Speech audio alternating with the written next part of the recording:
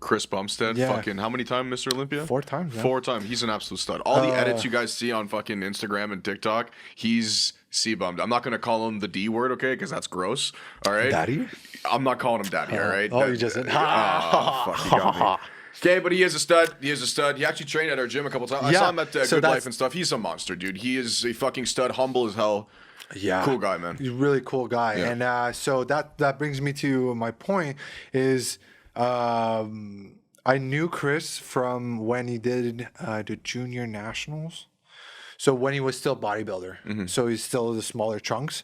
Before classic, he was a thing, and he was studying back in New Brunswick, and we would go back and forth on Instagram, and then eventually he started climb up the ladder. And I met him at his last pro show in Toronto before he qualified for life for the Olympia, and met him again in Gym Max. We started talking. I was like, "Hey, would you like a massage? Like, would you like to come into clinic and just for free of charge, just come in, tell me what you think?" And he was like, "Oh yeah, I'll think about it." And at that time was training a lot with Axel, and he DM'd me, said, "Hey, okay, let's do it." We set it up. And at that time was running a contest, and he said, "Oh well, instead of what I can give you is like free entry to the contest, and I'll coach you personally.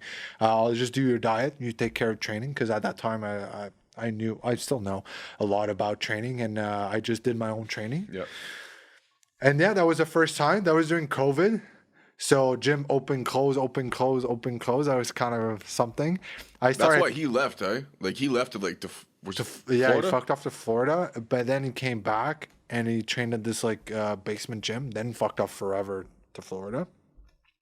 But yeah, during that time, he coached me for nutrition, checking weekly and stuff like that. I went from 240-ish, and I dropped down to 200. That's good, man. Yeah, That's for the first time, right? And I was like hooked. I was like, wow, what can I do more? So then I went on a reverse. Reverse dieting, for people that don't know, is when you diet for a long time, you want to bring your metabolism a little bit back to baseline. Yeah. And so I reversed back, packed on a little bit of fat, but I was still looking great. Great pumps, great sensitivity to insulin. So I was basically eating a cookie and I was like having gorgeous pumps. And then I met my second coach, which was Alexis. And I said, "Hey, I want to do my first natural show." And I told him all about being natural. Reason, like I said earlier, I don't see the need because I've just unlocked the nutrition aspect of it. You know, as I was saying earlier, I could never control food. So once that was in check, I just saw my body just click. And so I told him all about it. And so we then went on a little bulk, did my first show. And then I was like, okay, let's do another one. And I did King Kong. During King Kong, I met Merrick. And I was like, okay, I'll take maybe a year off. Because the thing is, when you're natural, you need to have like this period of time where you need to grow. Recovery. Yeah, recovery is so long. Yeah. After King Kong, I only recovered fully, meaning libido, test levels, mood, hunger spikes, all of that went back to normal 4 months later, and that was in November. So I had November, December, January, February, March-ish. Yeah. So it's still like super close. We're in April. Yeah. So I recovered like February-ish. Jeez. Yeah, and that shit's like, it sucks, but I still do it because People don't know like the mindset and the hard work you have to put in for bodybuilding, man. It's fucking crazy. And like, it's not, and we do it for damaging. a plastic trophy and a plastic medal. For someone else's opinion. Yeah. But it's like, It is a pretty, like, it's a narcissistic sport, but it's a cool fucking sport, man. Because anybody can, like, I am not saying anybody can do it, but I'm saying, like, you have access to a gym, you can try. yeah.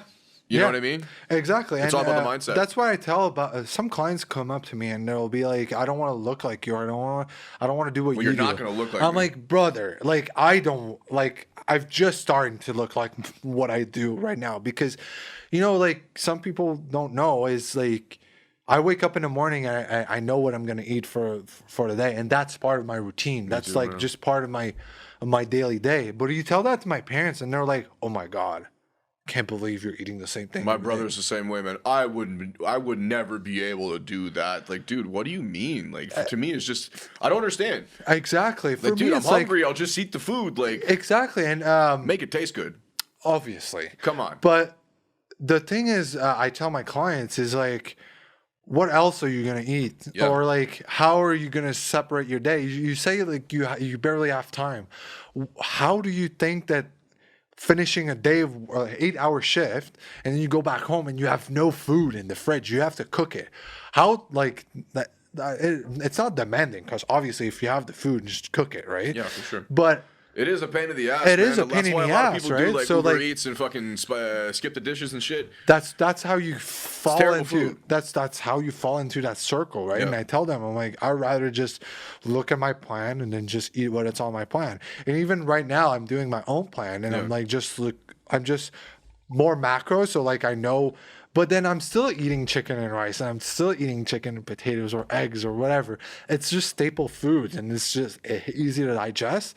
And I know how it's gonna make me feel. So why would I not do that, right? Yeah, yeah. And then you have people that are like, "Oh, well, if I have my macros, blah blah blah," and yeah, okay, fine. But then like you end up like backfilling with a bunch of crap, and then you're like, "Oh, I feel bloated." You know where it's from.